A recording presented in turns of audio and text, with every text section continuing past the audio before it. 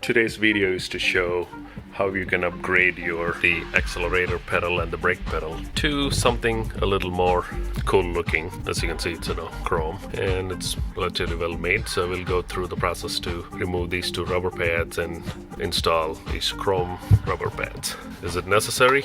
Clearly not, but sometimes, when you look at the rest of the car, that's one area that looks not so luxurious, so let's just spice it up a little bit. So that's totally up to preference. Some people like completely de-chroming everything, some people like doing too much chrome, but there's a fine balance, to keep chrome to a particular level to accent a few features. In this case, I left the chrome on mine, on the exterior. I didn't de-chrome everything. I didn't black out all these stuff. Just a tint of chrome is good. So that's what I'm gonna do now, is to remove these and put the other ones. This lighting, you can't see much of a difference, but you will when it's dark. All right, let's see how we can take this off. All right, starting with the brake pedal. As you can see, this is the stock pedal. You just have to reach behind and start pulling it. Doesn't take long.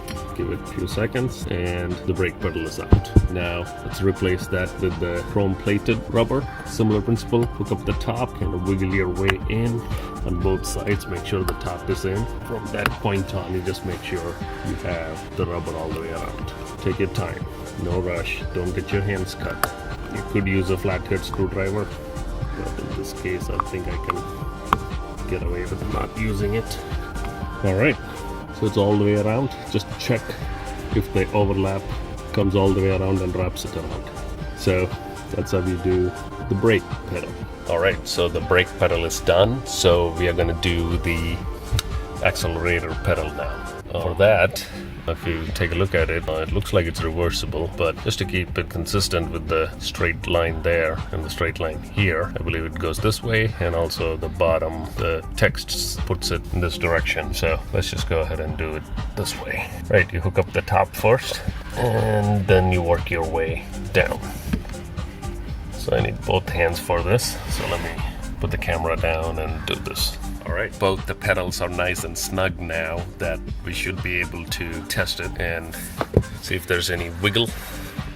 Pretty tight and pretty easy. Couple of minutes, a little bit of pain on the fingers, but quickly doable and really looks good. It's a nice dull aluminum color more than chrome, so it matches with the trim that's up here. So plenty happy with that. See you in the next video.